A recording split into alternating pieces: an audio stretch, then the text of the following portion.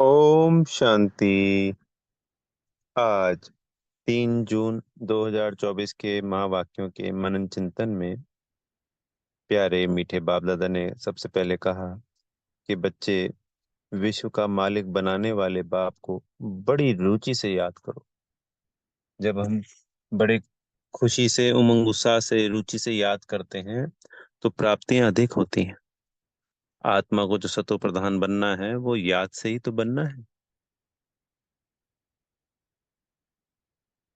तो किसी भी चीज को जब खुशी और उमंग उत्साह से किया जाता है तो उसके रिजल्ट संसार के लौकिक कार्यों में भी बड़े प्रभावी होते हैं। उसके रिजल्ट कई गुना बढ़ जाते हैं। एक बेमन से, या एक फॉर्मेलिटी से, या एक दिखावे के लिए, या एक ड्यूटी समझ के किया जाता है किसी कर्म को, और एक को बड़ी खुशी उमंग उत्साह से कर रहे हैं, तो इन दोनों के रिजल्ट में बहुत फर्क होता है, जमीन आसमान।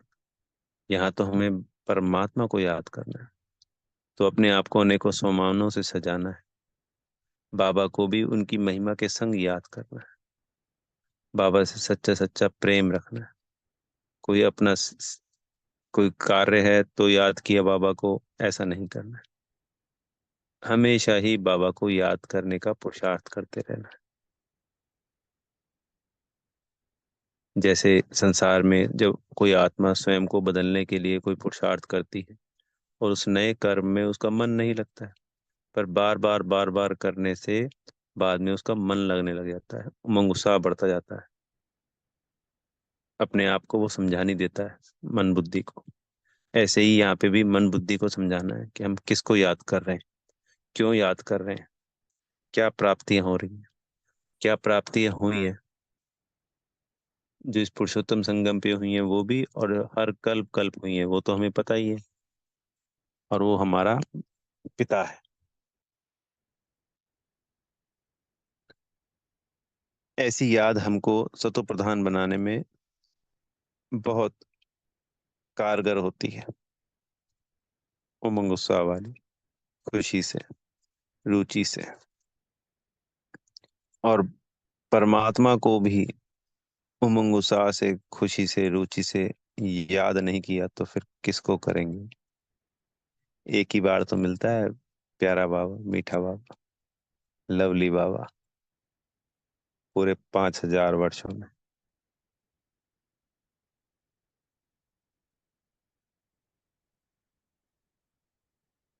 तो बेहद खुशी और उमंग उत्साह के साथ फिर बाबा ने कहा कि किसी भी दिन पढ़ाई को मिस नहीं करना है।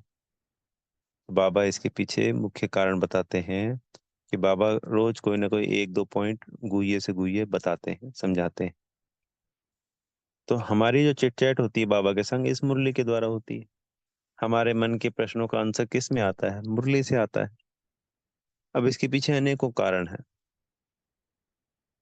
तो बाबा ने तो पहले बताया कि कोई पॉइंट मिस हो जाएगी। मान लीजिए हमारे मन का कोई प्रश्न है कल का, और आज वो मुरली में आ गया और आज ही हमने मुरली पढ़ी नहीं, तो वो आंसर तो छूट गया ना जी।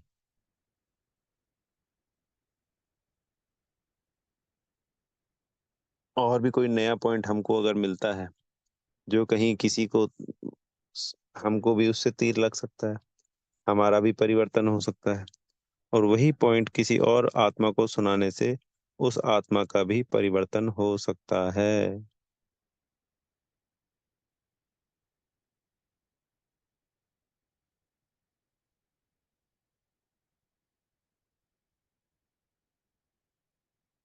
तो इसलिए पढ़ाई को कभी भी मिस नहीं करना है। बाबा ने इसमें क्लियर किया कि कई महारथी सोचते हैं कि हमको तो सब कुछ आता है, हमको तो पूरी पढ़ाई आती है, तो इससे भी वो पढ़ाई पढ़ते नहीं है। तो इससे फिर देह भान भी आता है। फिर एक दिन मिस करने के बाद वो फिर और 2-4 दिन बाद फिर लगातार ऐसे मिस होती चली जाती है पढ़ाई। और फिर चांस मिल जाता है माया को एंट्री करने का। क्योंकि पढ़ाई जो है वो आत्मा की खुराक है, भोजन है, जो कि 5,000 सालों में एक बार ही मिलता है। ना सतयुग में, ना त्रेता में, ना द्वापर में, ना कलयुग में। ये पढ़ाई और याद ही तो आत्मा को शक्तिशाली बनाती है। हमारी प्रारब्ध भी बनाती है और गुणों और शक्तियों से भी भरपूर करती है। जैसे कोई दवाई का कोर्स होता है ना, कहते जी 30 दिन लेनी है, और फिर 30 दिन लगातार लेनी है, मिस नहीं करनी। तो उसका असर खत्म हो जाता है अगर बीच में एक दिन भी गैप दे दिया।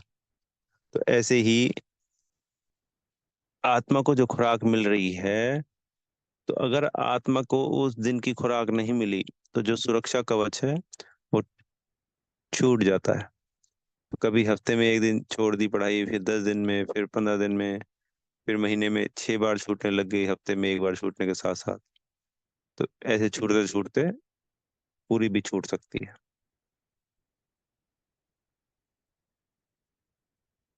जब आप एक दिन में मुरली को 2-3 बार मनन चिंतन करेंगे, पढ़ाई करेंगे, तो आप देखेंगे उसका अनुभव अलग है। और एक दिन सिर्फ सुबह सुबह सुन लिया क्लास में जाके 7 बजे, और उसके बाद दोबारा कुछ भी नहीं किया, तो उसका अनुभव अलग है। और किसी ने 5-7 बार पढ़ ली, समझ ली, मनन चिंतन कर लिया, तो उसका अनुभव अलग होगा। तो ये शक्ति है, सिर्फ पढ़ाई नहीं। स्वयं परमात्मा तो लगातार हर रोज हमको पढ़ाने के लिए परम धाम से आ रहा है। वो भगवान पढ़ा रहा है। वो परमात्मा, वो ईश्वर जिसको पूरा संसार ढूंढ रहा है, वो हमको पढ़ाने के लिए आ रहा है। तो ऐसी पढ़ाई हम कैसे मिस कर सकते हैं।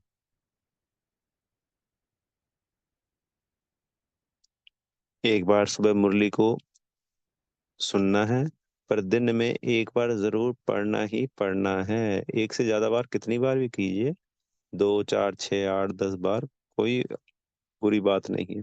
पर मिनिमम एक बार सुनना और एक बार पढ़ना तो है ही है। इसका नियम को धारण करना है।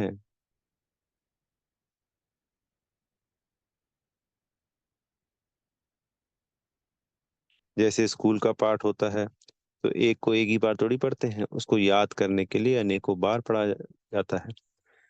और इन मुरलियों को तो हमको स्वरूप बनना है, तो इसको तो कितनी बार पढ़ना चाहिए।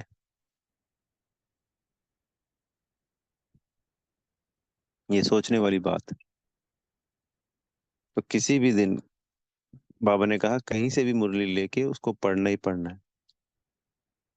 ऐसी कोई परिस्थिति आ जाती है कि उस दिन की मुरली नहीं मिल पाई, या अब तो मोबाइल का साधन बहुत अच्छा है, फिर भी 1% कुछ भी हो गया, तो आपको जो मुरली मिल रही है कभी की भी, उसको पढ़ लेना है,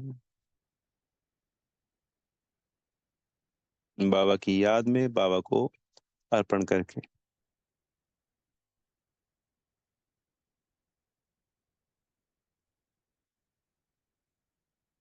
तो ये शक्ति भी है, आत्मा की खुराक भी है, हमारा ज्ञान तो है ही है, बाबा का प्रेम पत्र भी है,